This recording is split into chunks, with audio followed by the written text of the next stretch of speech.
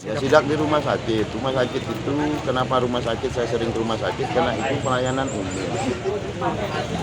Dan tidak serta-merta saya marah. Saya bimbing, kamu kan pernah ikut. Tapi masih balik. IGD jam 6 tidak ada orang, sampai jam 6.30. Kotor, air banjir. Ya kan? Nah itu udah saya bilang dulu, ketika saya ketemu, ASN akan saya SP3 kan, PKS saya pecat. Itu saya pecat hari ini. Pada berapa Yang tugas orang? malam tadi, tidak tahu berapa orang belum dilapor. Pasti saya pecat. Kecuali saya hari ini nemukan terus saya pecat, tidak adil saya. Kan udah dibina.